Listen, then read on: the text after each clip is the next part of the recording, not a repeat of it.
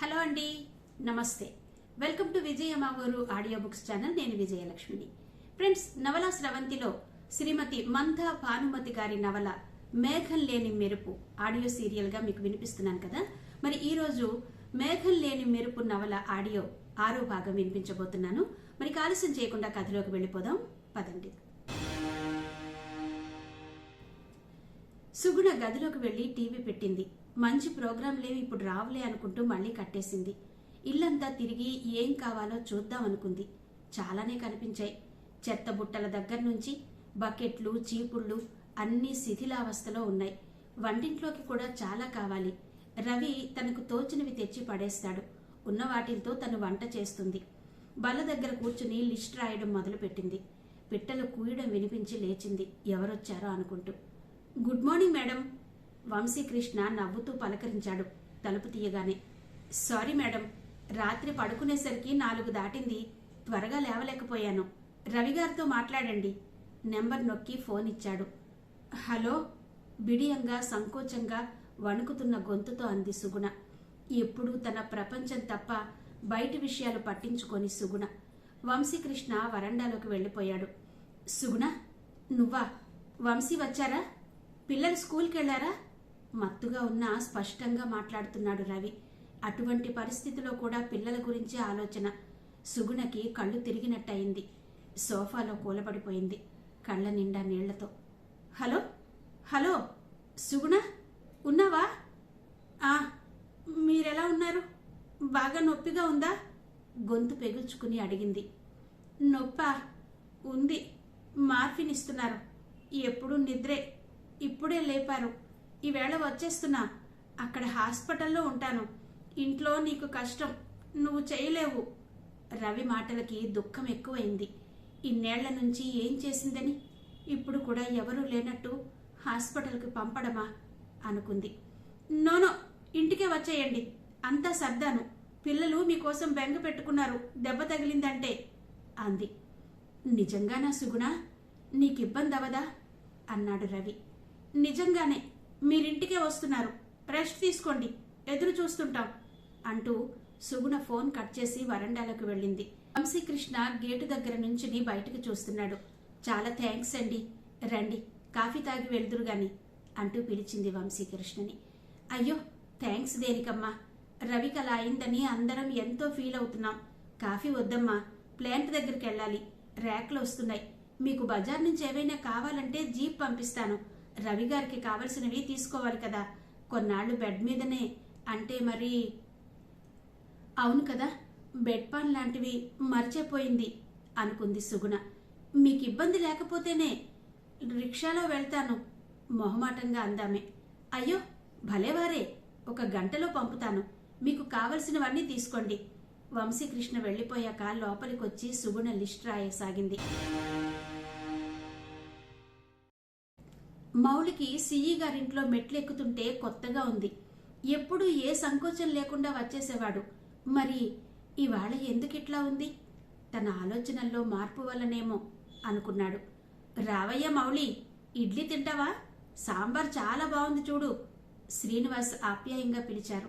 మౌలి కుర్చీ జరిపి బల్ల దగ్గర కూర్చున్నాడు. ఉష తలెత్తి పలకరింపుగా నవ్వింది.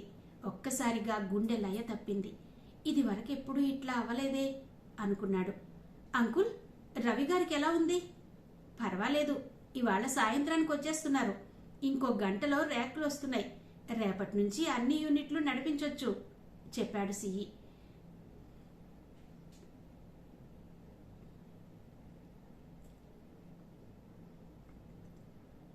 చెప్పాడు శ్రీనివాస్. అంకుల్, నేనొకటి చెప్పొచ్చా అన్నాడు మౌలి.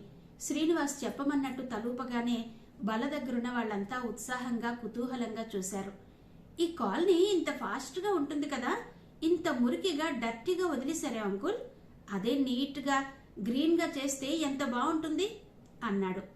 అవునయ్యా, నేను అదే అనుకుంటుంటాను. మున్సిపాలిటీ వాళ్ళు సరిగ్గా పని చేయరు. ఇక్కడ నివసించే వాళ్ళకి అవగాహన లేదు. మీరేదైనా పట్టించుకోవచ్చు కదా అంకుల్. మెయిన్ చెత్తంతా తీయించేసి యువతంతా కలిస్తే కాలనీలో ఎంతో అందంగా తయారు చేయొచ్చు. అదే కదా మన ప్రధానమంత్రి గారు చెప్తున్నది, స్వచ్ఛ భారత్. ఏమంటా ఉషా అడిగాడు మౌలి. అప్పటికే మౌళి మాటలకి ఉష ఆలోచనలో పడింది. ఇప్పుడు ఎట్లాగూ కాలేజీకి 10 రోజులు సెలవే. ఇలాంటి ప్రాజెక్టు మొదలు పెడితే పిల్లలకి అవేర్నెస్ వస్తుంది. రోజు 2 గంటలు గడిపితే చాలు. మరికొంత సాంబార్ వడ్డించుకుంటూ అన్నాడు మౌళి. అలాగే, మున్సిపల్ కమిషనర్తో మాట్లాడతాను. ఉష, కాలనీలో పిల్లలందరికీ జన్మభూమి లాంటి కార్యక్రమం ఉంటుందని ఒక పిలుపియ్యి. సగం మంది వచ్చినా చాలు. నేను మా తోటమాలితో కూడా మాట్లాడతాను. ఆ తుప్పలన్నీ తీయించడానికి ఎంత అవుతుందో సివిల్ బడ్జెట్లో నుంచి అరేంజ్ చేద్దాం. రోజు చూస్తున్నా కూడా ఎక్కడ మొదలు పెట్టాలో, ఎలా మొదలు పెట్టాలో అసలు దాని మీద ధ్యాస పెట్టడానికి సమయం లేక ఊరుకున్న శ్రీనివాస్ ఉత్సాహంగా లేచారు. అంకుల్! బబ్లు పరిగెత్తుకుంటూ వచ్చి మౌళి మీద పడ్డాడు. Bravo hero!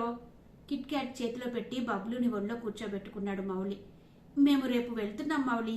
మళ్ళీ ఇంకోసారి థ్యాంక్స్ అంది. బబ్లుని చూస్తూ అంది సుధీర. మనం మళ్ళీ మళ్ళీ కలుస్తూనే ఉందాం సిస్టర్. హీరోని మిస్ అవుతుంటా కదా. అనుమానంగా చూసిన ఉషకేసి చూస్తూ అన్నాడు మౌళి. సరే పద మౌళి, 1 గంటకి కమ్యూనిటీ హాల్ దగ్గర కలుద్దామని అందరినీ పిలుద్దాం. ఎవరెవరు ఊళ్ళకెళ్లారో, ఉన్నా ఎవరొస్తారో చూడాలి. వర్కర్స్ కాలనీలో చాలా మంది ఉన్నారు కాలేజ్లో. వాళ్ళందరినీ ఇన్వాల్వ్ చేయాలి. ఉష చెంగున లేచి సిఈ గారి ఆఫీసు గదిలో నుంచి ఫోన్ డైరెక్టరీ, కాగితం, పెన్ను పట్టుకొచ్చింది. హాల్లో ఫోన్ దగ్గర 2 కుర్చీలు జరుపుకుని కూర్చున్నారిద్దరు. మౌనంగా ఉంటే తన ప్రాజెక్ట్ నచ్చలేదేమో అనుకున్నాడు మౌళి. ప్లాన్ చేస్తోందన్నమాట. పర్వాలేదు, అభిప్రాయాలు కలుస్తున్నట్టే ఉన్నాయి అనుకున్నాడు. మౌళి, టీ తాగి మొదలు పెట్టండి. భారతి ఇద్దరికీ చెరో కప్పు ఇచ్చి కుర్చీ లాక్కుని కూర్చుంది. ఏవేం మొక్కలు నాటితే బాగుంటాయో కనుక్కుందాం. ఫారెస్ట్ డిపార్ట్మెంట్ వాళ్ళు ఫ్రీగా ఇస్తారు మొక్కలు. వీటి సంగతి టౌన్కి ఫోన్ చేసి కనుక్కుంటాను. లేడీస్ క్లబ్ వాళ్ళకి కూడా పని పెడదాం. పార్టీలు, కబుర్లు తప్ప ఉపయోగించే పనులేం జరగడం లేదక్కడ. లేడీస్ క్లబ్ ప్రెసిడెంట్ అయిన భారతి అంది. సిఈ గారి భార్య టౌన్షిప్లో లేడీస్ క్లబ్ ప్రెసిడెంట్ అవుతుంది సాధారణంగా. మౌళికి ఎగిరి గంతేయాలనిపించింది.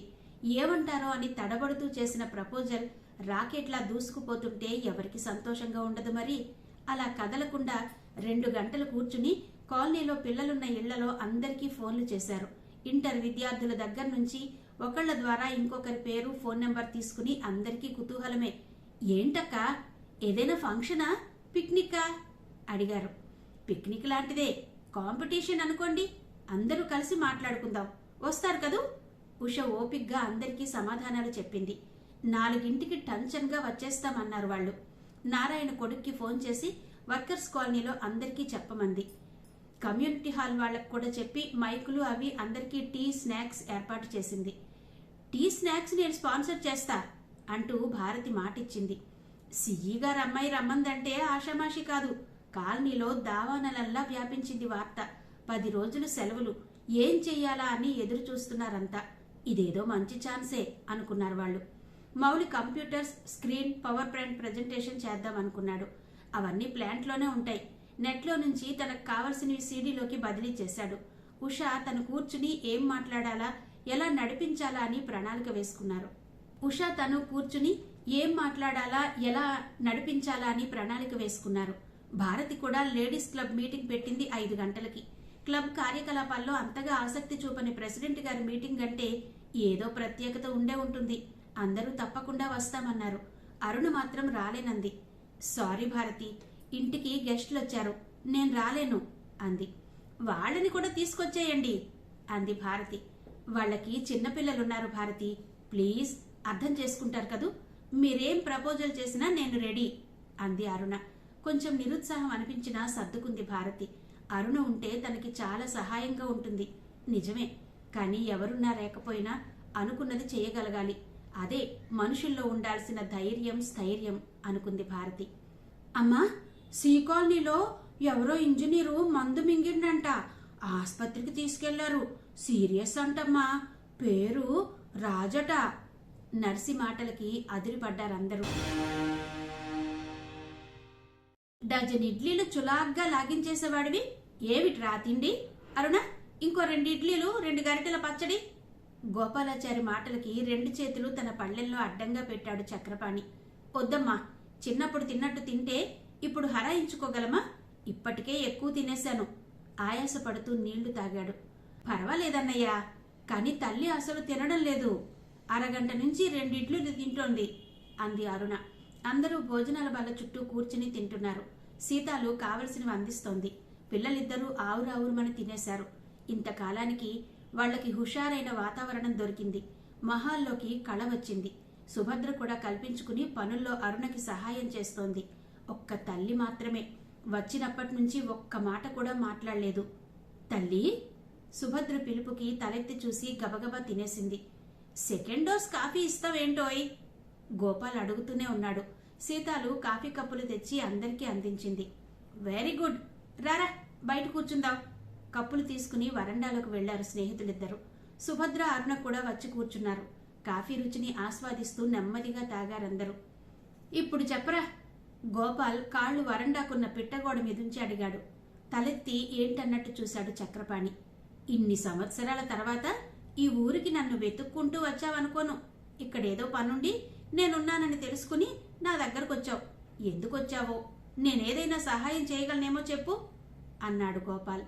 అరుణ సుభద్ర కేసి చూసింది సాలోచనగా. సుభద్ర 2 సార్లు కనురెప్పలార్చి తలదించుకుంది. ఆ చూపులే చెప్పాయి సమస్య ఎంత క్లిష్టమైందో. నువ్వు ఆఫీస్కి? గొణిగాడు చక్రపాణి మొహమాటంగా. నిన్న పొద్దుటి నుంచి ఈవేళ పొద్దున్న 4 వరకు కూర్చోకుండా పనిచేశాను. ఇప్పుడు ఆ ఎమర్జెన్సీ అవర్ట్ అయింది. ఏ 11కో వెళ్తాను. ప్లాంట్ మామూలుగా నడుస్తుందిలే, నువ్వు చెప్పు అన్నాడు గోపాల్. మా అల్లుడు మీ ప్లాంట్లోనే పనిచేస్తాడు. అమ్మాయి ఫైనల్ ఇయర్ డిగ్రీలో ఉండగా కావలసిన సంబంధం వాళ్లే కోరి అడిగారని చేశాం పెళ్లి. చుట్టాలే కదా అని అబ్బాయి గురించి సరిగ్గా కనుక్కోలేదు. చక్రపాణి చెప్తున్నంతసేపు కదలకుండా విన్నారు గోపాల్, అరుణ. గంట పైన పట్టింది. చివరికి రఘు, శశిల గురించి కూడా చెప్పేశారు. అందుకే కదా ఒక్కరోజులోనే తిరిగి రావాల్సి వచ్చింది. తల్లి, చక్రపాణి పిలుపుకి అడుగులో అడుగు వేసుకుంటూ వచ్చిందామె. చూడరా, చూపించగలిగినంత వరకు దెబ్బలన్నీ చూపించాడు చక్రపాణి. మనం చూడలేని చోట్ల ఇంకా పుండ్లలా ఉన్నాయట. సుభద్ర అవునన్నట్టు తలూపింది, కళ్లలో నీళ్లు తిరుగుతుండగా. మీ అల్లుడి పేరేంటన్నావు? సార్ అంటూ ఇంతలో జీప్ డ్రైవర్ ఇంకో కొత్తతను పరిగెత్తుకుంటూ గేటు తీసుకుని లోపలికొచ్చారు. మీరు? నా పేరు సూర్యం సార్. ఏ స్టేషన్లో షిఫ్ట్ అయ్యింది? ఏమైంది అడిగాడు గోపాల్. మా ఇంటి దగ్గరే ఉంటాడు సార్. మా స్టేషన్లోనే షిఫ్ట్ అయ్యి పురుగుల మందు తాగేశాడు. నురగలు కక్కుతుంటే తీసుకెళ్లి హాస్పిటల్లో చేర్పించాం. డాక్టర్లు సీరియస్ అంటున్నారు. మీరొకసారి హాస్పిటల్కి ఫోన్ చేస్తే ముందు సరైన ట్రీట్మెంట్ ఇస్తే తర్వాత పోలీస్ కేసు చూడొచ్చు కదా సార్ అన్నాడతను. ఉండు, నేను కూడా వస్తాను. అతని పేరేంటి? కుర్చీలో నుంచి లేచి అడిగాడు గోపాల్. అతని వైఫ్ చాలా గయ్యాలట సార్. రోజు చిత్రహింసలు పెడుతుందట. నిన్న కొట్లాడి పిల్లల్ని తీసుకుని పుట్టింటికి వెళ్ళిపోయిందట. చాలా అప్సెట్ అయ్యాడు. రాత్రి డ్యూటీకి రాలేదు సార్. పొద్దున్న కనుక్కుందామని వెళ్ళాను. వరండాలో పడున్నాడు అన్నాడు. పేరేంటయ్యా? విసుగ్గా అన్నాడు గోపాల్, అడిగిన దానికి సమాధానం చెప్పకుండా సోది చెప్తుంటే. చక్రపాణి, సుభద్ర నిటారుగా అయ్యారు. రాజు సార్.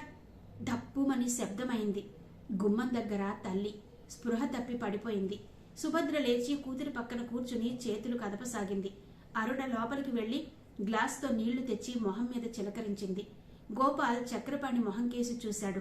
అతను అవునన్నట్టు తలూపాడు. నిన్న యూనిట్లో యాక్సిడెంట్ అయింది. అక్కడ పనిచేసే అతనేనా? గోపాల్కి చటుక్కున స్ఫురించి అడిగాడు. అవును సార్, అది కూడా అప్సెట్ చేసింది. చాలా సెన్సిటివ్ సార్ అన్నాడా వచ్చినతను. ఎంత సెన్సిటివ్నో తెలుస్తుందిలే అనుకుంటూ, పని నువ్వు కూడా రారా లోపలికెళ్లాడు గోపాల్ బట్టలు మార్చుకోవడానికి. తల్లికి తెలివొచ్చింది. సుభద్ర నెమ్మదిగా లేపి భుజం పట్టుకుని లోపలికి తీసుకెళ్ళింది. పట్టుకున్న చోట నొప్పికి మొహం చిట్లిస్తూ బాధ దిగమింగుకుంటూ నడిచింది తల్లి. మంచం మీద పడిపోయి నోరు నొక్కుకుని శబ్దం బయటికి రాకుండా వెక్కి వెక్కి ఏడవసాగింది. మా అత్తగారి పేరు జానకి అని పేరు పెట్టుకున్నారు. పెళ్ళైనప్పటి నుంచి జానకమ్మ కష్టాలే నా తల్లికి. సుభద్ర గుమ్మం దగ్గర నిలబడ్డ అరుణతో అంది గద్గద స్వరంతో. ఊరుకోమ్మా, మేమంతా లేమా? లోపలికొచ్చి ఓదార్పుగా అంది అరుణ. నేను గయ్యాడినట ఆంటీ. ఇంట్లో నుంచి బయటకొచ్చి ఎవరితో ఏదైనా చెప్పుకోవడానికి కూడా లేదు. పేగులు కదిలేలా ఏడుస్తూ చెప్పిందే చెప్తోంది తల్లి. సుభద్ర, మీరు కూడా వెళ్తారా హాస్పిటల్కి? పిల్లల్ని నేను చూస్తుంటాను అంది అరుణ. వద్దులేండి, మగవాళ్ళని వెళ్ళనియండి. అక్కడ జనాల చూపులు తట్టుకోలేం అంది సుభద్ర. అది నిజమే అనుకుంది అరుణ. ఫ్యాన్ వేసి అక్కడి నుంచి వెళ్ళిపోయింది. హాస్పిటల్లో చాలా హడావిడిగా ఉంది. షటాఫ్ అయిన ఏ స్టేషన్ యూనిట్ స్టాఫ్ అంతా అక్కడే ఉన్నారు. వాళ్ళకి వేరే దగ్గర డ్యూటీ వేసినా కూడా 1-2 రోజుల్లో అందుకునే పనులే ఉండవు. ఏంటో మన యూనిట్కే కష్టకాలం. నిన్నొక యాక్సిడెంట్, ఇవాళ ఇట్ట. ఆ సార్ చాలా బాధపడ్డాడ్రా. ఇంట్లో సరిగ్గా తిండి కూడా పెట్టేది కాదంట పెండ్లాం. ఒక వర్కర్ వాపోతున్నాడు. చక్రపాణి పిడికిలి బిగుసుకుంది. అతని చెయ్యి పట్టుకుని నొక్కాడు గోపాల్. కంట్రోల్ అంటూ. ఎస్సీ గారిని చూసి అందరూ పక్కకి తిరిగారు. డాక్టర్ దగ్గరకు వెళ్లి కలిశారిద్దరు. ఎలా ఉందో ఇంకా చెప్పలేం ఎస్సీ గారు. క్రిటికల్. స్టమక్ వాష్ చేశాం. ఇంజెక్షన్స్, లైఫ్ సేవింగ్ మెడిసిన్స్ ఇచ్చాం. అతని ఫ్యామిలీకి కబురు చేస్తే బెటర్. ఆక్సిజన్ ఇస్తున్నాం. బాగా ఆయాసంగా ఉంది. గోపాల్ అడిగిన ప్రశ్నలకి డాక్టర్ సమాధానం చెప్పాడు. ఇతను రాజు మామగారు. పేరెంట్స్కి కూడా కబురు చేశాం. వాళ్ళు సాయంత్రం వస్తారు. మీరు చేయగలిగింది చెయ్యండి చెప్పాడు గోపాల్. అమ్మయ్యా, వాళ్ళు వస్తే మేము ట్రీట్మెంట్ సరిగ్గా చేయడానికి వీలవుతుంది. కొన్ని డ్రగ్స్ రిస్కీగా ఉంటాయి. అవి ఇవ్వడానికి వెనకాడుతున్నాం. ఎవరైనా బాధ్యత కలవాళ్ళు సైన్ చేస్తే అంటూ చెప్పాడు డాక్టర్. ఆగగలిగితే అతని పేరెంట్స్ వచ్చే వరకు ఆగండి డాక్టర్. వాళ్ళు బయలుదేరారు. డాక్టర్ మాటలకి చక్రపాణి వెంటనే అన్నాడు, సరేనండి, I will try my best అన్నాడు డాక్టర్. హాస్పిటల్కి వచ్చే దారిలోనే రాజు తల్లిదండ్రులు విమల, శేషగిర్లకు గోపాల్ సెల్ నుంచి ఫోన్ చేశారు. టౌన్షిప్కి 200 కిలోమీటర్ల దూరంలో ఉన్న పట్టణంలో ఉంటారు వాళ్ళు. శేషగిరి బ్యాంకులో పనిచేసి 2 నెలల క్రితమే రిటైర్ అయ్యారు. ఐసీయూకి వెళ్లి రాజును చూసి బయటకొచ్చారు గోపాల్, చక్రపాణి. అమ్మాయిని తీసుకొద్దామంటే భయమేస్తోందిరా. చూసావు కదా వాళ్ళెలా మాట్లాడుతున్నారో. చక్రపాణి విచారంగా అన్నాడు. రాజుని నిన్న పొద్దున్న నేను చూసి మాట్లాడాను నిదానంగా అంటున్న గోపాల్ని ఆశ్చర్యంగా చూశాడు చక్రపాణి. నిన్న ఒక ఎమర్జెన్సీ వచ్చింది. దానికి రాజు చాలా వరకు బాధ్యుడు. అతను షిఫ్ట్ నుంచి వెళ్లిపోయేటప్పుడు అంటూ బాయిలర్ దగ్గర జరిగిన యాక్సిడెంట్ గురించి అంతా చెప్పాడు గోపాల్. తర్వాత నేను వాళ్ళ డిఈతో మాట్లాడాను. రాజు చాలా ఇర్రెస్పాన్సిబుల్. అసలు పనేం చెయ్యడట. ఏమన్నా అంటే ఇంట్లో నాకు ఎన్ని ప్రాబ్లమ్సో మీకేం తెలుసు అంటూ చిట్టా విప్పుతాడట. మొత్తం ప్లాంట్ అంతా తన భార్య గురించి ప్రచారం చేశాడు. అతను సైకిక్ అని నా అనుమానం. ఒక రకమైన శాడిజం. ఇటువంటి వాళ్లకి ట్రీట్మెంట్ ఇప్పిస్తే ఫలితం ఉంటుంది. బై గాడ్స్ గ్రేస్ బతికి బయటపడితే హైదరాబాద్ ట్రాన్స్ఫర్ చేయిద్దాం. అక్కడ మెడికల్ ఫెసిలిటీ బాగుంటుంది.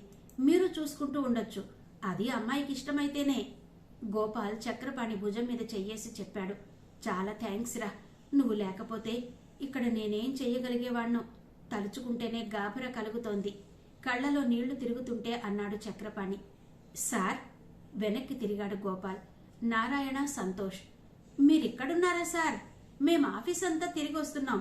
వీర్రాజు బాడీని ఇప్పుడు ఇచ్చేస్తామన్నారు సార్. తీసుకెళ్దామని నారాయణ హడావిడిగా అన్నాడు. ఇప్పుడు ఇంకో ఎమర్జెన్సీ వస్తే ఇలా వచ్చానయ్యా. తెలిసింది సార్. పాపం ఆ సారు. ఏంటయ్యా పాపం? గోపాల్ కోపం ఆపుకోలేకపోయాడు. దీనంగా చూస్తున్న తల్లి మొహం కనిపించింది. అతను ఎటువంటి వాడో తెలుసా? అసలు వీర్రాజు యాక్సిడెంట్కి అతనే కారణం. అంత సబ్జెక్ట్ తెలియని వాళ్ళు, పని మీద శ్రద్ధ లేని వాళ్ళు ఇటువంటి ప్లాంట్స్లో పనిచేస్తే ఎంత ప్రమాదం? ఆపకుండా పావుగంట మాట్లాడాడు గోపాలాచారి. మాకు తెలియదు సార్. ఆ సారు చెప్పేదంతా నిజమే అనుకున్నాం. అమ్మాయి గారిని ఎవరు ఏమనకుండా మేం చూసుకుంటాం. అందుకే ఒకళ్ళు చెప్పేది నమ్మకూడదంటారు. వీర్రాజు పని అయిపోనివ్వండి సార్. యూనియన్ నుంచి 10,000 ఇచ్చారు. మేం బాడీని తీసుకుని వాళ్ళ ఇంటికి వెళ్తాం సార్. ఈవేళ సాయంత్రంలోగా పని అయిపోతుంది. లేకుంటే కాలనీలో ఎవరూ తిండి తినడానికి ఉండదు. మేం సాయంత్రం వచ్చేస్తాం సార్. ఇంటికెళ్ళి అమ్మాయి గారిని తీసుకొద్దాం. నారాయణ అంతా అర్థం చేసుకుని భరోసా ఇచ్చాడు. సార్ ప్లాంట్లో ఏసాలేసినోళ్ళు ఏమయ్యారు సార్? సంతోష్ అడిగాడు. హైదరాబాద్ తీసుకెళ్లారు ఇంటరాగేట్ చేయడానికి అన్నారు గోపాల్. సువిశాలమైన ఆవరణలో కట్టబడింది ఆ కళ్యాణ మండపం. లోవర్ ట్యాంక్ బండ్లో 4 ఎకరాల స్థలం. ఎప్పుడో నిజాం గారి జమానాలో కట్టించారు. పొద్దుట్నుంచి అక్కడ హడావిడి మొదలైంది. వంటవాళ్లు తెల్లారే వచ్చి పెద్ద పెద్ద రాగి డేగిసాల్లో రకరకాల వంటలు చేస్తున్నారు. నగరంలో 30 సంవత్సరాల నుంచి వజ్రాల వ్యాపారం చేస్తున్న ప్రముఖ వర్తకుడు షేక్జీ కుమార్తె నిఖా అవుతోంది. పెళ్లికూతురికి ఒక స్టేజ్, ఆవరణ వేరుగా ఉన్నాయి. మెయిన్ హాల్లో పెళ్లికొడుకి ఏర్పాటు చేశారు. జిగేల్ మనిపించే వజ్రాల నగలతో బట్టలతో ఆడవాళ్లు తిరుగుతున్నారు. మగవాళ్లు షేర్వాణీలు వేసుకుని కబుర్లు చెప్పుకుంటూ ఛాయలు తాగుతూ కాలక్షేపం చేస్తున్నారు. ఆ వర్తకుడు రాజస్థాన్ నుంచి వచ్చాడు. అతని బంధువులు స్నేహితులు చాలా మంది ఉత్తర హిందుస్థాన్లో ఉన్నారు. ముందు రోజు రాత్రి నుంచి అన్ని విమానాల్లోనూ అతిథులు వస్తూనే ఉన్నారు. పైగా పెళ్లి కొడుకు ఢిల్లీవాడు. ఇంకా ఢిల్లీ విమానాలన్నీ వాళ్లతోనే నిండిపోయాయి. అందరికీ ప్రముఖ 5 స్టార్ హోటళ్లలో బస చేశారు. అనుకున్నా రావలసిన అతిథులందరూ వచ్చేసరికి 12 దాటుతుంది. అందుకనే అన్ని రకాల బిర్యానీలతో నోరూరించే మాంసం కూరలతో మధ్యాహ్న భోజనం ఏర్పాటు చేశారు. విందయ్యాక ప్రత్యేకంగా విడిగా ఉన్న హాల్లో ఇచ్చిపుచ్చుకోవడాలు మాట్లాడుకోవడానికి ఇరుపక్షాల పెద్దలు మగవాళ్లు కలవాలి. ఆడవాళ్లు ఎట్లాగూ వేరే ఉంటారు. వాళ్లకి గానా బజానాలు అలాగుంటాయి. అందరూ కోట్ల విలువ చేసే వజ్రాల నగలు ధరించారు. అందుకేనేమో యూనిఫామ్లతో గన్లతో ప్రత్యేకమైన సెక్యూరిటీ వాళ్లు 1000 కళ్లతో కాపలా కాస్తున్నారు. గేటు దగ్గర శుభలేఖ గుర్తింపు కార్డు ఉంటేనే లోపలికి రాణిస్తారు. కుంభ అతని అనుచరుడు బస్ దిగి బస్టాండ్ దగ్గరున్న హోటల్లో స్నానం నాస్తా కానిచ్చారు. రైల్వే స్టేషన్కి వెళ్లి క్యూలో నిల్చున్నారు. ఢిల్లీకి టికెట్లు కొనుక్కోవడానికి చాలా పెద్ద క్యూ. ఎప్పటికీ కదలట్లేదు. సాబ్, నేను తెచ్చిచ్చేదా? నాకు తెలిసిన వాళ్ళున్నారు. టికెట్కి 10 రూపాయ చాలు. 20 ఏళ్ల యువకుడు అడుగుతున్నాడు. పైసలిచ్చేట్టయితే ఇక్కడ వేళ్లాడ్డం ఎందుకు? ఇంటికే తెచ్చిస్తారు కదా. గొణుక్కుంటూ మొహాలు తిప్పుకున్నారందరూ. దో ఢిల్లీ. కుంభ మాత్రం ఆ కుర్రాడిని పిలిచాడు. అచ్చా సాబ్. రిజర్వేషన్ ఫామ్ డబ్బు తీసుకుని ఆ కుర్రాడు మాయమయ్యాడు. 10 నిమిషాల్లో టికెట్లు తెచ్చిచ్చి మళ్లీ క్యూలో వాళ్లని అడగడం మొదలు పెట్టాడు. దేఖానా సాబ్, 10 మినిట్ మే మిలేంగే అన్నాడు వాడు. వీడికి కౌంటర్ దగ్గర వాళ్ళకి ఏదో లాలూచి ఉన్నట్టుంది. ఎప్పటికీ కదలని క్యూలో నిలుచున్న వాళ్లు గొణుక్కున్నారు. కొంతమంది నిలబడలేక వాడికి డబ్బులిచ్చారు. కుంభ టికెట్లు జేబులో పెట్టుకుంటూ చొక్కా మడతలో ఉన్న ఇంకో చిన్న కాగితాన్ని తీశాడు. అది క్లోక్ రూమ్ స్లిప్. క్లోక్ రూమ్కి వెళ్లి స్లిప్ చూపించి లాకర్లో నుంచి ఒక పార్సిల్ తీశాడు. బయటకొచ్చి మళ్లీ హోటల్కి వెళ్లిపోయాడు అనుచరుణ్ణి తీసుకుని. గదిలోకి వెళ్లగానే చేతికొచ్చిన డబ్బుల కట్ట తీసి మంచి ఖరీదైన షేర్వాణి పైజామా కొనుక్కురమ్మని పంపాడతన్ని. మనం పెళ్లికెళ్తున్నాం, మంచి బట్టలు కావాలి. అనుచరుడు ప్రశ్నలేం వెయ్యకుండా వెళ్లిపోయాడు. ఆ తరువాత కుంభ చురుగ్గా తన పని సాగించాడు. పార్సిల్ విప్పి చూస్తే 50 శుభలేఖలు గుర్తింపు కార్డులు ఉన్నాయి. తమ ఇద్దరికీ తీసుకుని మళ్లీ ప్యాక్ చేశాడు. పబ్లిక్ బూత్ దగ్గరకు వెళ్లి నెంబర్ డయల్ చేసి హోటల్ పేరు చెప్పి పెట్టేశాడు. కౌంటర్లో పార్సిల్ ఇచ్చి భాస్కర్ అని పేరు చెప్పిన వాళ్ళకిమ్మన్నాడు. గదిలోకి వెళ్లి కళ్లకి సుర్మా పెట్టుకుని ధనవంతుడైన అతిథిలా మేకప్ చేసుకున్నాడు. అనుచరుడు రాగానే వాడిని కూడా తయారవమని ఇద్దరూ బట్టలు మార్చుకుని బ్రీఫ్ కేసుతో బయలుదేరారు. దారిలో ఖరీదైన ఏసీ కార్ అద్దెకి తీసుకుని కళ్యాణ మండపానికి చేరారు. అప్పుడు టైం 11. పార్సిల్ ఏమైంది అని అనుచరుడు అడగలేదు. చెప్పింది చేయడం తప్ప ప్రశ్నలు వేయరు అతని సైనికులు. 2 కార్డులు తీసుకుని అతిథులని పరకాయించి చూసి లోపలికి వదిలారు సెక్యూరిటీ వాళ్లు. ఆయే ఆయే అలీసాబ్, ప్రయాణం బాగా జరిగిందా? గట్టిగా కౌగిలించుకుని తల 3 సార్లు అటూ ఇటు తిప్పి ఆదరంగా ఆహ్వానించాడు పెళ్లికొడుకు తండ్రి సేఠ్జీ. ఆ ఆపరేషన్ అంతటికీ అతనే అధికారి. ఖాందాన్లో అంతా కులాసా ఉన్నారా? కుశల ప్రశ్నలు వేసి వెనక్కి జరిగాడు. అంటే మీ దగ్గరున్న వాళ్ళందరికీ ఈ వార్త అందిందా అని. అంతా ఠీకై సాబ్, మీ ఇన్విటేషన్ అందిన వాళ్ళందరూ తప్పక వస్తారు. మిగిలిన వాళ్లను పలుకరించడానికి పక్కకు తిరిగాడు కుంభ. షేర్వాణి జేబులో బరువుగా తగిలింది. చేత్తో తడిమి చూశాడు. Automatic pistol. కుంభ అనుచరుడికి కూడా అటువంటిదే అందింది. దాని అవసరం ఉండకపోవచ్చు. అయినా చెప్పలేం కాఫీర్లోకొస్తే. చిన్నప్పుడు కుంభ చూసి గుర్తుపెట్టుకున్న వాళ్లలో 2 అక్కడ స్థానాల్లో కీలక స్థానాల్లో ఉన్నారు. ఒకడైతే ఆ సంస్థకే 2వ స్థానంలో ఉన్నాడు. అతనే పెళ్లికొడుకు తండ్రి సేఠ్జీ అంటున్నారక్కడ. అయ్యే మళ్లీ కలకలం. ఎవరా అని చూశాడు కుంభ. మహారాష్ట్రలో కార్యకలాపాలు నడిపే లీడర్. చాలా పెద్ద సమావేశం. అవును మరి, ఇవాళ రాత్రే కదా అనేక చోట్ల ఒక్కసారే అటాక్ జరిపే ప్లాన్ వేసేది అనుకున్నాడు. కల్నల్ ఇస్మాయిల్ తన స్టాఫ్తో ఎయిర్ ఫోర్స్ వాళ్ల చార్టర్డ్ ప్లేన్లో ఎయిర్పోర్ట్లో ఫీల్డ్స్లో దిగాడు. వెంటనే రహస్య సమావేశాలు నిర్వహించే ఆర్మీ కాన్ఫరెన్స్ హాల్కి వెళ్లాడు. అక్కడికి అప్పటికే సంబంధిత అధికారులంతా వచ్చేశారు. ఆర్మీ అధికారులే కాకుండా డీజీపీ, సిబిఐ, ఏసీబీ, టాడా అన్ని శాఖల నుండి ప్రతినిధులున్నారక్కడ. డిఫెన్స్ సెక్రటరీ కల్నల్ ఇస్మాయిల్ విమానంలోనే వచ్చాడు. ఒక్క నిమిషం కూడా వృధా చేయకుండా కల్నల్ ఇస్మాయిల్ తన పథకం వివరించాడు. మనం ఈ సోర్స్ని ఎంతవరకు నమ్మొచ్చు? సిబిఐ జాయింట్ డైరెక్టర్ సందేహం. పొద్దుటి నుంచి నేను ఆ కళ్యాణ మండపం దగ్గర కాపలా పెట్టాను. అంతా మామూలుగా ఉంది. ఒక కోటీశ్వర్ని ఇంట్లో ఎలా ఉంటాయో అలాగే ఉన్నాయి ఏర్పాట్లు అన్నాడు డీజీపీ. ఇక్కడ ఇప్పుడు మనం కూర్చుని మాట్లాడుతూ ఉండడం ఎంత నిజమో నా సోర్స్ కూడా అంతే నిజం. నా దగ్గర ప్రెసిడెన్షియల్ ఆర్డర్ ఉంది. నా ఆదేశాలు అందరూ అమలు చేయాలని. కల్నల్ మాటలకి నోరెత్తలేదు మరెవరు. అంతలో అతని సెల్ మోగింది. మళ్లీ SOS నుంచి నిశ్శబ్దంగా విని పెట్టేశాడు. కల్నల్ ఇస్మాయిల్ పక్కన ఉన్న కెప్టెన్ పిలిచి హోటల్ అడ్రస్ ఇచ్చి పార్సిల్ తీసుకురమ్మని చెప్పాడు. సైరన్స్ వేసుకుని వెళ్ళండి, నో టైం. కెప్టెన్ పరిగెత్తుకుంటూ వెళ్లిపోయాడు. నా సోర్సు కళ్యాణ మండపంలోకి వెళ్లడానికి మార్గం ఏర్పరిచాడు. లేకపోతే ఎవ్వరూ వెళ్లలేం. అంత టైట్ సెక్యూరిటీ. కల్నల్ మాటలకి డీజీపీ అవునన్నట్టు తలూపాడు. ఈసారి డీజీపీ గారి సెల్ మోగింది. ఓ వచ్చేసారా? అందరినీ స్పెషల్ సెల్లో ఉంచండి. టైట్ కాపలా, చాలా కేర్ఫుల్ గా ఉండాలి. వాళ్ళ దగ్గర ఉన్నవన్నీ పిస్టల్స్, సెల్ ఫోన్, ఎలక్ట్రానిక్ డివైజ్లన్నీ తీసుకున్నారు కదా, ఏ ఒక్కటి ఉండకూడదు. ఓ స్ట్రిప్ చేశారా? Very good. మనకి వాళ్ళని ఉంచడానికి ఏ ఇబ్బంది లేకుండా ఆర్మీలో ఒక బ్యారక్ అంతా ఖాళీ చేయించమన్నాను. పవర్ ప్లాంట్ దగ్గర పట్టుకున్న వాళ్ళు, కోల్ వేగళ్ల దగ్గర వాళ్ళు, ఇంకా అన్ని పవర్ ప్లాంట్స్ దగ్గర పట్టుకున్న వాళ్ళు చాలా మంది గెస్టులున్నారు. ఇవాళ కూడా వెల్ ఎక్విప్డ్ గా ఉండొచ్చు వాళ్ళు.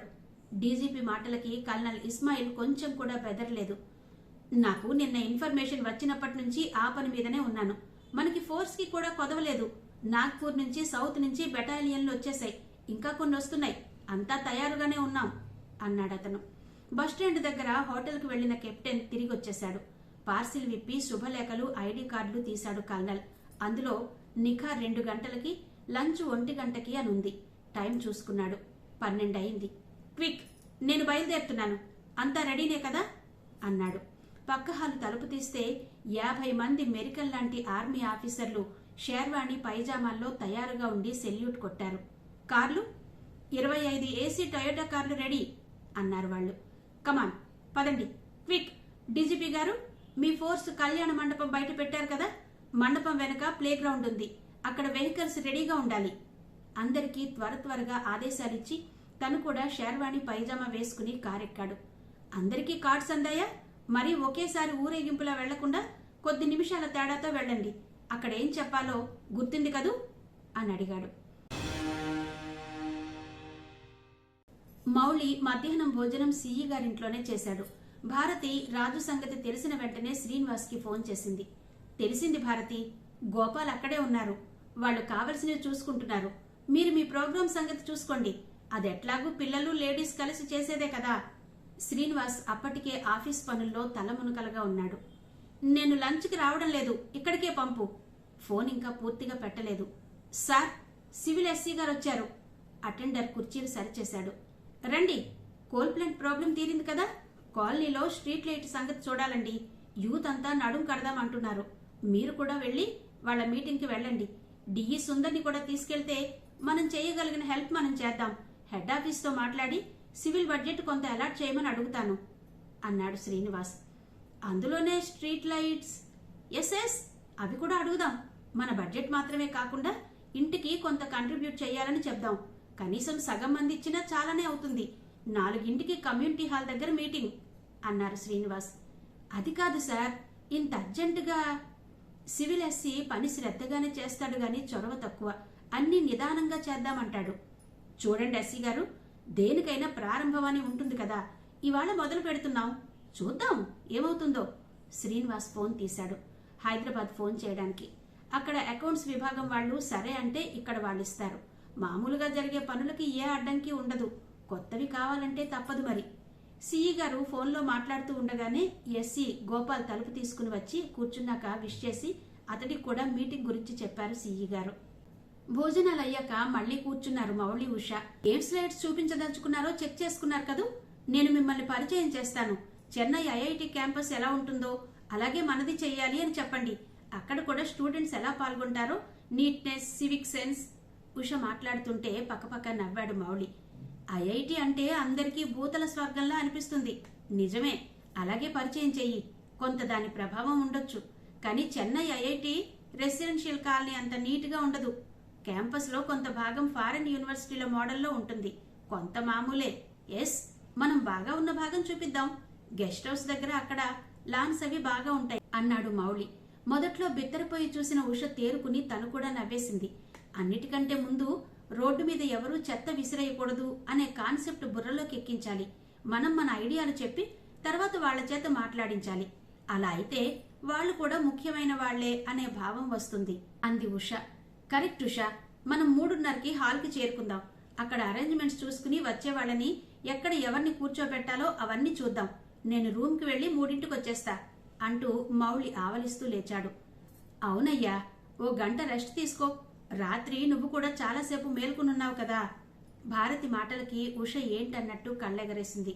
నాన్నగారి ప్లాంట్లో ఏదో ప్రాబ్లం వచ్చింది. గోపాల్ అంకుల్ ఇక్కడే ఉన్నారు. రాత్రి మౌళి కూడా వచ్చాడు. టెర్రరిస్టుల సంగతి ఉషకెందుకు చెప్పడం అన్నట్టు తేలిగ్గా అనేసింది భారతి. వర్కర్స్ కాలనీలో పొద్దుట్నుంచి గుంపులు గుంపులుగా చేరారు. వీర్రాజ్ ఇంటి దగ్గర పెద్దలు యువకులు గుమికూడారు. నర్సి కొంతసేపు తమ్ముళ్ల దగ్గర బిక్కు బిక్కుమని కూర్చుని సిఈ గారింటికి చేరుకుంది. నాయనని చూడాలంటే దానికి భయమేసింది. కాని తప్పదు కదా, అప్పటేలకొస్తాలే అనుకుంటూ వెళ్ళింది నర్సి. లక్ష్మమ్మ గోల పెడతానే ఉంది. ఆడుండి మాత్రం ఉద్ధరించిందే ఉంది. ఇది పిల్లలు సగం రోజులు పస్తే కదా, ఆయన మగడే. లోపల కూర్చున్న ఆడవాళ్ళు అనుకుంటున్నారు. ఎవరో పిల్లలకింత తినడానికి పెట్టారు. ఇంత టీ తాగవే, సోసొస్తుంది. బలవంతంగా లక్ష్మమ్మ చేత టీ తాగించి బన్ను తినిపించారు. అమ్మా, అయ్యని తీసుకొచ్చారు. పెద్ద పిల్లాడు పరిగెత్తుకొచ్చి చెప్పగానే మళ్లీ మొదలెట్టింది. ఎక్కువసేపు ఉంచకుండా తీసుకుపోయారు. ఎవరిళ్లకు వాళ్లు వెళ్లి స్నానాలు చేసి నిత్యకృత్యంలో పడిపోయారు. లక్ష్మమ్మకి పిల్లలకి పక్కింటి వాళ్లు వాళ్లకున్న దాంట్లోనే వండి తీసుకొచ్చారు. రాములు నేనున్నానంటూ ప్రతి పనికి ఆదుకున్నాడు. సిఈ గారిచ్చిన పైసలతో వెచ్చాలు కొని తెచ్చాడు. నర్సి వచ్చి తమ్ముళ్లకి స్నానాలు చేయించి తల్లిని లేపింది. 3 గంటలకి అంతా సద్దుమణిగిపోయింది. సన్నగా శోకం పెడుతున్న లక్ష్మమ్మ గొంతు తప్ప ఏమీ వినిపించడం లేదు. నారాయణ, సంతోష్లతో సహా అందరూ పనులకు వెళ్లిపోయారు. నారాయణ కొడుకు తిలక్ గవర్నమెంట్ కాలేజీలో BA 3వ సంవత్సరం చదువుతున్నాడు. సిఈ గారు అమ్మాయి పొద్దున్న ఫోన్ చేసిన సంగతి అందరికీ చెప్పాడు. వీర్రాజు వంటి తాగుబోతులు తప్ప చాలా మంది వర్కర్లు బాధ్యతగానే ఉంటారు. వాళ్ల పిల్లలు స్కూళ్లలో, కాలేజీల్లో చదువుతున్నారు. నారాయణ కూతురు సరోజిని ఇంటర్ చదువుతోంది. నారాయణ పిల్లలిద్దరికీ దేశభక్తుల పేర్లు పెట్టుకున్నాడు. అన్నా, అమ్మాయిలు రావద్దా? సరోజ అన్నని అడిగింది. అందరూనే, మీ ఫ్రెండ్స్ కూడా చెప్పు. అందరం 4 లోపలనే కమ్యూనిటీ హాల్లో ఉండాలి. చాలా ఇంట్రెస్టింగ్ అని చెప్పారు అమ్మాయి గారు అన్నాడు వాడు. తిలక్, సరోజిని సైకిళ్ల మీద తిరిగి కాలనీలో అందరు పిల్లలకి చెప్పారు. పిల్లలంతా వాళ్లకున్న బట్టల్లో నుంచి మంచివి తీసి వేసుకున్నారు. ఇంత మటుకు సిఈ గారి పిల్లల్ని ఎవరిని మనం చూడను కూడా లేదు. ఈ అమ్మాయి మీటింగే పెట్టింది. కానీ ఇంత ఉత్సాహం ఆఫీసర్ల కాలనీలో కనిపించలేదు. కొత్త సీడీ తెచ్చుకుని చూద్దాం అనుకున్నాం. ఇదెక్కడ గోలా? మేం మ్యాట్నీకి టికెట్ కొనుక్కున్నాం. వేస్టే. వెళ్ళకపోతే బాగుండదు. సిఈ గారు అమ్మాయి కదా. సగం మంది తిట్టుకుంటూ తయారయ్యారు. సగం మంది మాత్రం ఉత్సాహంగానే ఉన్నారు. ఉష పిలిచిందంటే ఏదో బ్లాస్టే. టీవీ, మూవీస్ బోర్ కొట్టి చేస్తున్నాం. కొత్త టైంపాస్, గేమ్స్ అవి కండక్ట్ చేస్తుందేమో అని మరికొందరు అనుకున్నారు. లేదు, డ్రామా వేయిస్తుందేమో. తను మంచి యాక్టర్ కదా. ఎవరేమనుకుంటేనే అందరూ కళకళ్లాడుతూ తయారైపోయారు. ఇంత హడావిడికి కారణమైన మౌళి మాత్రం గాఢంగా నిద్రపోతున్నాడు. బిర్యానీ వాసనలు ట్యాంక్ బండ్ వరకు వస్తున్నాయి. ఎవరో మంత్రిగారు అమ్మాయి పెళ్ళై ఉంటుంది. రోడ్డు మీద సెక్యూరిటీ అది చూసి అటుగా వెళ్తున్న ప్రజలు అనుకుంటున్నారు అదంతా ప్రైవేట్ సెక్యూరిటీ అని తెలియదెవరికి. అసలు నిజం పోలీస్ ఫోర్స్, ఆర్మీ ఏమాత్రం హడావిడి లేకుండా నిశ్శబ్దంగా సర్దుకుంటున్నారు. వెనక గేటు పెద్ద తాళం వేసి ఉంటుంది. ఎప్పుడు గోడలు చాలా ఎత్తుగా ఉంటాయి. గేటు 20 అడుగుల వెడల్పు, 10 అడుగుల పొడవుతో, పైన ఈటెలతో ఉంటుంది. పోలీస్ కమిషనర్ హాలు యజమానికి ఫోన్ చేసి ఆ గేటు తాళాలు తీయించమన్నారు. ఫంక్షన్ చేసుకుంటున్న వాళ్ళకి తెలియనివ్వకండి. ఈ గేట్ మూసి ఉంచుతామన్నారు కదా అన్నాడు కమిషనర్. అవును సార్, అది ఎప్పుడూ తీయం. కార్లు రావడానికి పోవడానికి కూడా ఫ్రంట్ గేటే. వెనకంతా గలీజుగా ఉంటుంది హాల్ మేనేజర్ చెప్పాడు. పోలీసోళ్లతో జాగ్రత్తగా ఉండాలి కదా అనుకుంటూ. మేం కూడా సేటు గారి సెక్యూరిటీ కోసమే. మళ్లీ వాళ్ళకి తెలిస్తే కంగారు పడతారు. పెద్ద పెద్ద వాళ్లతో వ్యవహారం, కోట్ల విలువ చేసే జ్యువెలరీ. మళ్లీ మీకు ప్రాబ్లం రాకూడదని అన్నాడు కమిషనర్. అలాగే సార్, ఎవరికీ తెలియకుండా గేటు తీయిస్తాను 12:30లోగా అన్నాడు మేనేజర్. గుడ్, ఫోన్ పెట్టేసి డీజీపీ గారి సెల్కి చేశాడు కమిషనర్. సార్, వెనక ఒక గేట్ ఉంది. హాల్ మేనేజర్ అది తీసి ఉంచుతానన్నాడు. మీరు మన ఫోర్స్ని దాని ద్వారా పంపొచ్చు. కానీ మరీ ఎక్కువ మంది అయితే అనుమానం వస్తుంది. వెరీ గుడ్, నాకు తెలుసు. ఎవరికి అనుమానం రాకుండా మేనేజ్ చేద్దాం అన్నాడు అతను. వెంటనే డీజీపీ 100 మంది గన్మెన్ని హాల్ వెనక గేట్లో నుంచి వెళ్లి చెట్ల మాటున పొదల చాటున ఉండమన్నారు. ఎవరైనా వచ్చి ఏదైనా అడిగితే వాళ్లని పట్టి వ్యాన్లోకి ఎక్కించి కాళ్ళు చేతులు నోరు కట్టేయడమే. వెనక గేట్లో నుంచి 100 మంది వచ్చి అన్ని చోట్ల సర్దుకున్నారు. గేటు చేరవేసుంచారు. ఎవరైనా చూస్తే తలుపులు వేసినట్టే అనిపిస్తాయి. పెళ్లివారి ప్రైవేట్ సెక్యూరిటీ వాళ్ళందరూ ముందు గేటు దగ్గర కళ్యాణ మండపంలోనూ ఉన్నారు. విచిత్రం ఏంటంటే వజ్రాల నగలు ధరించిన ఆడవాళ్ల దగ్గర ఎవరూ లేరు. కాన్ఫరెన్స్ హాల్ దగ్గరే ఎక్కువ మంది గస్తీ తిరుగుతున్నారు. వియ్యంకులిద్దరూ పెళ్లికొడుకు తండ్రి పెళ్లికూతురు తండ్రి వచ్చిన వాళ్ళకి మర్యాదలు చేస్తున్నారు. భోజనాలు అవుతుండగా అప్పుడే ఢిల్లీ నుంచి వచ్చిన విమానంలో దిగిన అతిథులు రావడం మొదలుపెట్టారు. అందరికీ టయోటా కార్లు పంపినట్టున్నారు. మొదటగా వచ్చిన టయోటాలో నుంచి దిగిన అతిథి అదే అన్నాడు సెక్యూరిటీతో. అరే, లంచ్ షురూ అయిపోయిందా భాయ్? ఫ్లైట్ డిలే అయింది. మన వాళ్లంతా పీచే వస్తున్నారు. సేట్ సాబ్ బిజీనా? ఫర్వానై, నిక్కా టైంకి వచ్చేసాం కదా. సెక్యూరిటీ వాళ్ళు కార్డులు 2 సరిగ్గా ఉన్నాయా అని చెక్ చేసి మొహాల్లోకి చూసి వదిలేశారు సలాం కొట్టి. అందరూ ఒకలాగే ఉన్నారు. అదే ఆహార్యం, పాన్, కళ్ళకి సుర్మా, చిన్న గడ్డం, నెత్తి మీద టోపీ. కల్నల్ ఇస్మాయిల్ బృందం ఏ అడ్డు లేకుండా లోపలికి వెళ్లగలిగారు. అప్పుడే సేట్, వియ్యంకుడు భోజనానికి కూర్చున్నారు. గుండ్రని బల్లలు, చుట్టూ కుర్చీలు. ఒక్కో బల్ల దగ్గర 10 మంది కూర్చున్నారు.